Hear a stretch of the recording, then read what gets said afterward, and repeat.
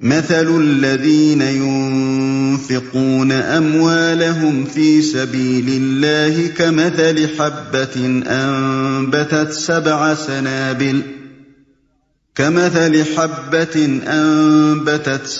سنابل في كل سنبلة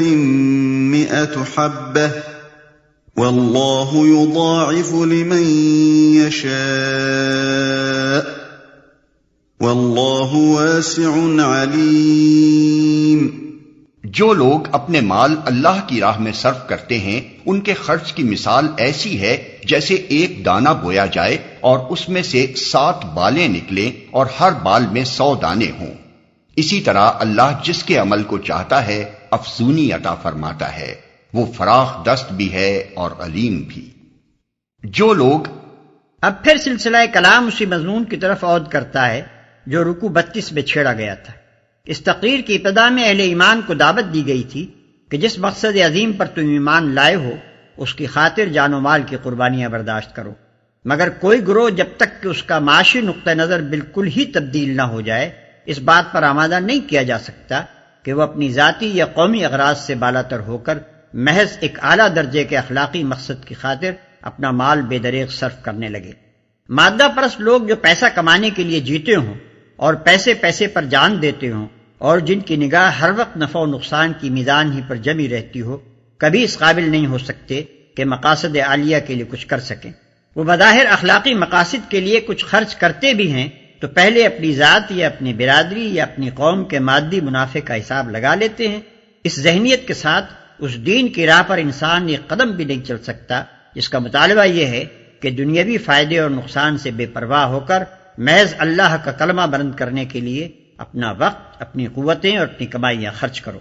ایسے مسلک کی پیروی کے لیے تو دوسری ہی قسم کے اخلاقیات درکار ہیں۔ اس کے لیے نظر کی وسعت، حوصلے کی فراخی، دل کی کشادگی اور سب سے بڑھ کر خالص خدا طلبی کی ضرورت ہے، اور اجتماعی زندگی کے نظام میں ایسی تبدیلی کی ضرورت ہے کہ افراد کے اندر مادہ پرستانہ اخلاقیات کے بجائے یہ اخلاقی اوصاف نشو و نما پائیں۔ چنانچہ یہاں سے مسلسل 3 رکوعوں تک اسی ذہنیت کی تخلیق کے لیے ہدایات دی گئی ہیں۔ اپنے مال اللہ کی راہ میں صرف کرتے ہیں۔ مال کا خرچ خواہ اپنی ضروریات کی تکمیل میں ہو یا اپنے بال بچوں کا پیٹ پالنے میں یا اپنے اعزاء و اقربا کی خبرگیری میں یا محتاجوں کی اعانت میں یا رفاع عام کے کاموں میں یا اشاعت دین اور جہاد کے مقاصد میں، بہرحال اگر وہ قانون الہی کے مطابق ہو اور خالص خدا کی رضا کے لیے ہو تو اس کا شمار اللہ ہی کی راہ میں ہوگا۔ وہ فراخ دست بھی ہے اور علیم بھی۔ یعنی جس قدر خلوص اور جتنے گہرے جذبے کے ساتھ انسان اللہ کی راہ میں مال خرچ کرے گا اتنا ہی اللہ کی طرف سے اس کا اجر زیادہ ہوگا۔ جو خدا ایک دانے میں اتنی برکت دیتا ہے کہ اس سے 700 دانے اگ سکتے ہیں، اس کے لیے کچھ مشکل نہیں کہ تمہاری خیرات کو بھی اسی طرح نشو و نما بخشے اور 1 روپے کے خرچ کو اتنی ترقی دے کہ اس کا اجر 700 گنا ہو کر تمہاری طرف پلٹے۔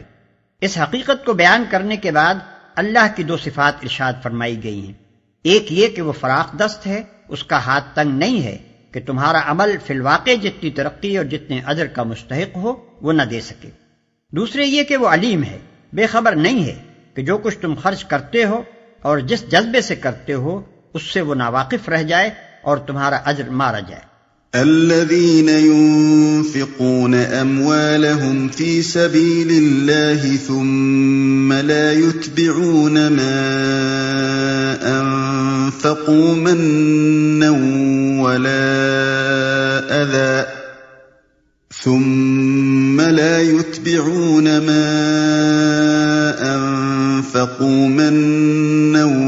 ولا أذى لهم أجرهم عند ربهم ولا خوف عليهم ولا هم يحزنون۔ جو لوگ اپنے مال اللہ کی راہ میں خرچ کرتے ہیں اور خرچ کر کے پھر احسان نہیں جتاتے، نہ دکھ دیتے ہیں، ان کا اجر ان کے رب کے پاس ہے اور ان کے لیے کسی رنج اور خوف کا موقع نہیں۔ یعنی نہ تو ان کے لیے اس بات کا کوئی خطرہ ہے کہ ان کا اجر ضائع ہو جائے گا اور نہ کبھی یہ نوبت آئے گی کہ وہ اپنے اس خرچ پر پشیمان ہوں۔ قول معروف ومغفرة خير من صدقة يتبعها أذى والله غني حليم۔ ایک میٹھا بول اور کسی ناگوار بات پر ذرا سی چشم پوشی اس خیرات سے بہتر ہے جس کے پیچھے دکھ ہو۔ اللہ بے نیاز ہے اور بردباری اس کی صفت ہے۔ اس ایک فقرے میں دو باتیں ارشاد ہوئی ہیں، ایک یہ کہ اللہ تمہاری خیرات کا حاجت مند نہیں ہے، دوسرے یہ کہ اللہ تعالیٰ چونکہ خود بردبار ہے اس لیے اسے پسند بھی وہی لوگ ہیں جو چھچورے اور کم ظرف نہ ہوں بلکہ فراخ حوصلہ اور بردبار ہوں۔ جو خدا تم پر زندگی کے اسباب و وسائل کا بے حساب فیضان کر رہا ہے اور تمہارے قصوروں کے باوجود تمہیں بار بار بخشتا ہے، وہ ایسے لوگوں کو کیوں کر پسند کر سکتا ہے جو کسی غریب کو ایک روٹی کھلا دے تو احسان جتا جتا کر اس کی عزت نفس کو خاک میں ملا دے۔ اسی بنا پر حدیث میں آتا ہے کہ اللہ تعالیٰ اس شخص کو قیامت کے روز شرف ہم کلامی اور نظر عنایت سے محروم رکھے گا جو اپنے عطیے پر احسان جتاتا ہو۔ يا أيها الذين آمنوا لا تبطلوا صدقاتكم بالمن والأذى كالذي ينفق ماله رئاء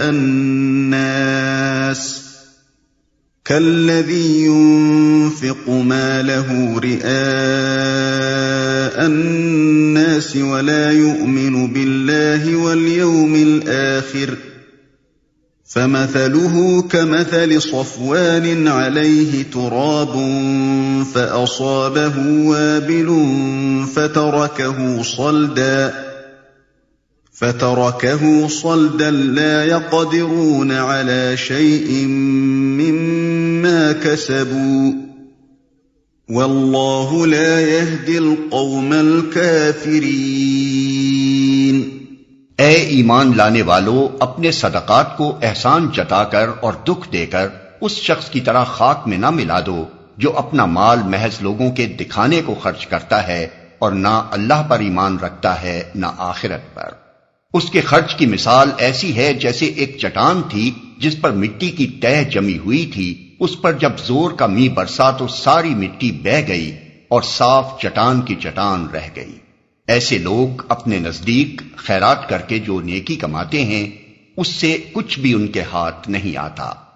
اور کافروں کو سیدھی راہ دکھانا اللہ کا دستور نہیں ہے، اور نہ اللہ پر ایمان رکھتا ہے نہ آخرت پر۔ اس کی ریاکاری خود ہی اس بات کی دلیل ہے کہ وہ خدا اور آخرت پر یقین نہیں رکھتا۔ اس کا محض لوگوں کو دکھانے کے لیے عمل کرنا صریحاً یہ معنی رکھتا ہے کہ خلق ہی اس کی خدا ہے جس سے وہ اجر چاہتا ہے، اللہ سے نہ اس کو اجر کی توقع ہے اور نہ اسے یقین ہے کہ ایک روز اعمال کا حساب ہوگا اور اجر عطا کیے جائیں گے۔ اور صاف چٹان کی چٹان رہ گئی۔ اس تمثیل میں بارش سے مراد خیرات ہے، چٹان سے مراد اس نیت اور اس جذبے کی خرابی ہے جس کے ساتھ خیرات کی گئی ہے، مٹی کی ہلکی تہ سے مراد نیکی کی وہ ظاہری شکل ہے جس کے نیچے نیت کی خرابی چھپی ہوئی ہے۔ اس توضیح کے بعد مثال اچھی طرح سمجھ میں آ سکتی ہے۔ بارش کا فطری اقتضا تو یہی ہے کہ اس سے رویدگی ہو اور کھیتی نشو و نما پائے، لیکن جب رویدگی قبول کرنے والی زمین محض برائے نام اوپر ہی اوپر ہو اور اس اوپری تہ کے نیچے نری پتھر کی ایک چٹان رکھی ہوئی ہو تو بارش مفید ہونے کے بجائے الٹی مضر ہوگی۔ اسی طرح خیرات بھی اگرچہ بھلائیوں کو نشو و نما دینے کی قوت رکھتی ہے، مگر اس کے نافع ہونے کے لیے حقیقی نیک نیتی شرط ہے۔ نیت نیک نہ ہو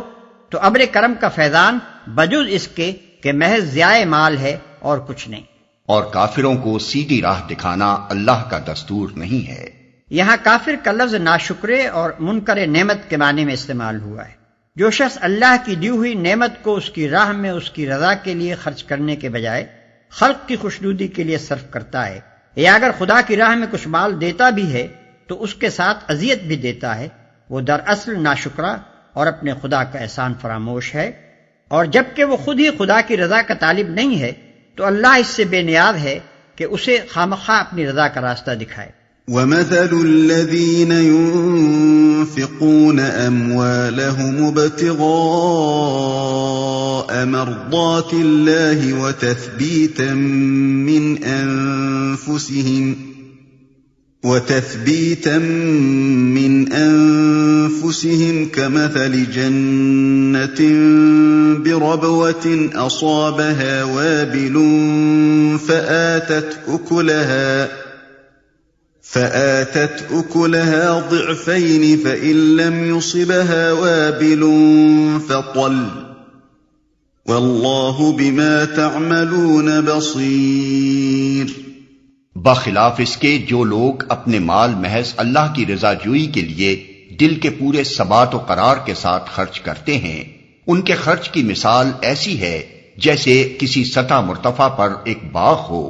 اگر زور کی بارش ہو جائے تو دگنا پھل لائے، اور اگر زور کی بارش نہ بھی ہو تو ایک ہلکی پھوار ہی اس کے لیے کافی ہو جائے۔ تم جو کچھ کرتے ہو سب اللہ کی نظر میں ہے،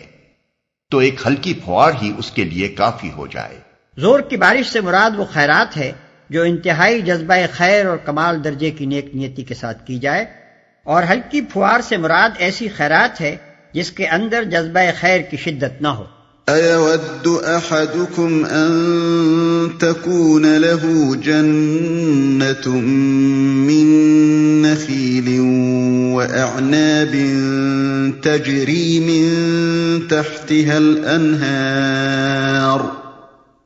تجري من تحتها الأنهار له فيها من كل الثمرات وأصابه الكبر وله ذرية ضعفاء فأصابها إعصار فيه نار فاحترقت كذلك يبين الله لكم الآيات لعلكم تتفكرون۔ کیا تم میں سے کوئی یہ پسند کرتا ہے کہ اس کے پاس ایک ہرا بھرا باغ ہو،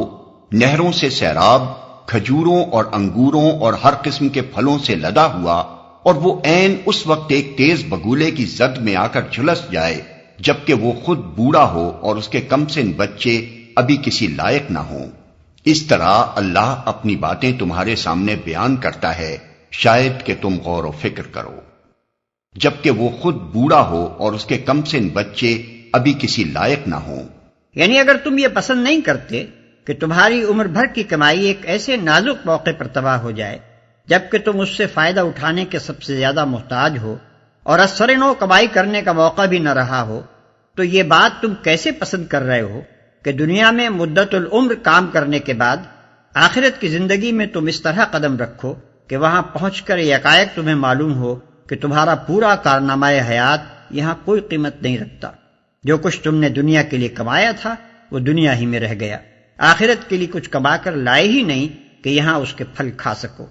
وہاں تمہیں اس کا کوئی موقع نہ ملے گا کہ اثر نو اب آخرت کے لیے کمائی کرو۔ آخرت کے لیے کام کرنے کا جو کچھ بھی موقع ہے اسی دنیا میں ہے۔ یہاں اگر تم آخرت کی فکر کیے بغیر ساری عمر دنیا ہی کی دھن میں لگے رہے اور اپنی تمام قوتیں اور کوششیں دنیاوی فائدے تلاش کرنے ہی میں کھپاتے رہے